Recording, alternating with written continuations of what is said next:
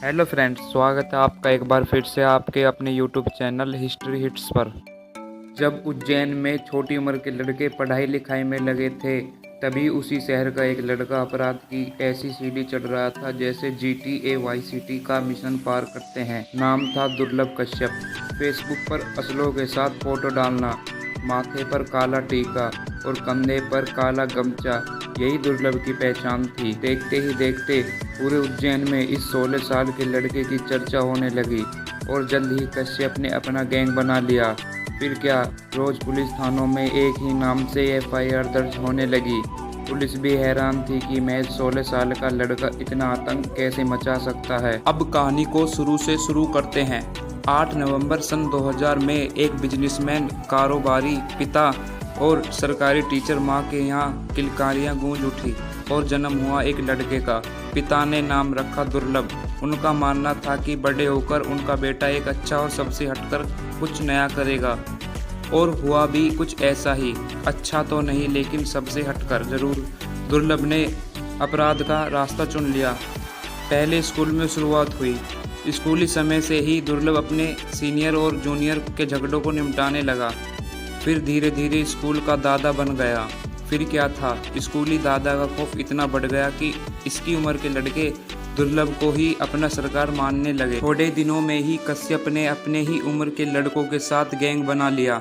इस गैंग के लड़के कश्यप के कहने पर किसी को भी मौत के घाट उतारने को तैयार रहते थे। कुछ सूत्र बताते हैं कि दुर्लभ का नाम इतना था कि दूसरे शहर के लड़के भी उससे जुड़ने के लिए उज्जैन अपना घर बार छोड़कर आने लगे थे। अब वो समय आ गया था जब दुर्लभ कश्यप उज्जैन के बड़े कारोबारी और पुलिस की आंखों में गटकने लगे। यही वो वक्त था जब कश्यप अपनी उम्र के दहलीज को पार करके 17 साल का हो चुका था। 17 साल की उम्र तक पहुंचते पहुंचते उसके ऊपर तमाम आपराधिक मामले भी दर्ज हो गए, जिसमें फिरौती, जान से मारने की धमकी जैसे संगीन मुकदमे उज्जैन के कई थानों में दर्ज हो चुके थे। 18 साल की उम्र तक पहुंचते ही उस पर 9 मुकदमे दर्ज हो चुके थे।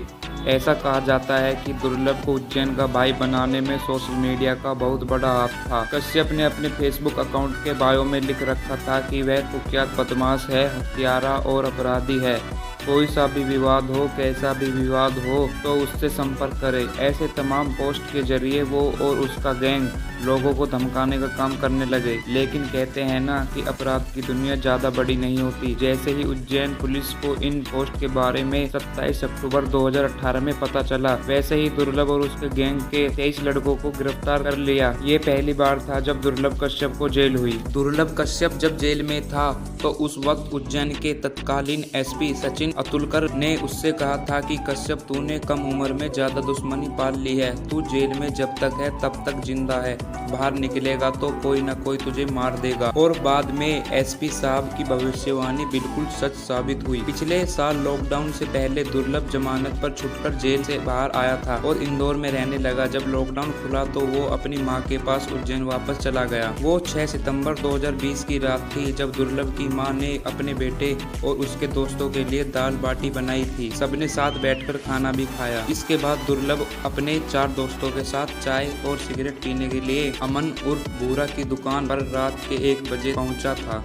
रात के करीब 1:30 बजे थे। यहाँ पर दूसरे गैंग के शहनवाज, शाबाद, इरफान, राजा, रमीज और उनके कई साथी भी उसी दुकान पर पहुंचे। पुरानी रंजिश के चलते दोनों एक दूसरे को घूरने लगे और शहनवाज से दुर्लभ की कहासुनी हो गई। फिर क्या था, शहनवाज और उसके साथियों ने चाकू से कश्यप के ऊपर हमला कर दिया। दुर्लभ ने शहनवाज पर गोली चला दी जो उसके कंधे पर जाकर लगी और वो घायल हो गया। इसके बाद शहनवाज के साथी दुर्लभ और उसके दोस्तों पर टूट पड़े। दुर्लभ के साथ उसके 4 दोस्त थे, जबकि शहनवाज के साथियों की संख्या काफी ज्यादा थी। इन लोगों ने दुर्लभ पर चाकुओं से वार करना शुरू कर दिया और इसके दोस्त अपनी जान बचाकर भाग गए। कश्यप के दोस्त अभिषेक शर्मा का कहना था कि शाबाद चाकू मार रहा था और चाय वाला भूरा कह रहा था कि शाबाद भाई, इसे खत्म कर दो, जिंदा मत छोड़ना। कश्यप दुर्लभ को 34 बार चाकू से गोदा गया था और मात्र 20 साल की उम्र में उसकी मौत हो गई। इस गैंगवार की खबर से पूरे उज्जैन की नींद खुल गई। हर चैनल पर बस कश्यप की खबरें चलने लगी थी। वो वो माँ जिसने कुछ समय पहले ही अपने जिस बेटे को खाना खिलाया था, थोड़ी ही देर बाद उसी बेटे की लाश की शिनाख्त करने के लिए उसे बुलाया गया। दुर्लभ की मौत के 7 महीने बाद उसकी माँ पद्मा ने भी इस दुनिया को अलविदा कह दिया। पिता मनोज कश्यप चाहते हैं कि जिस राह पर उनका बेटा गया, कोई और युवा अपराध के उस रास्ते पर ना जाए। दुर्लभ हत्याकांड के मुख्य आरोपी की भी जेल में मौत हो गई। वो छत पर चढ़ा और वहां से औंधे मुंह नीचे गिर गया, जिससे उसके सिर में गहरी चोट आई। उपचार के लिए उसे तुरंत अस्पताल पहुंचाया गया, लेकिन उसकी जान नहीं बच सकी। दोस्तों, कैसी लगी आज की यह जानकारी? अगर वीडियो अच्छी लगी हो तो लाइक करें और आगे ही ऐसी वीडियो देखने के लिए हमारे चैनल को सब्सक्राइब करें।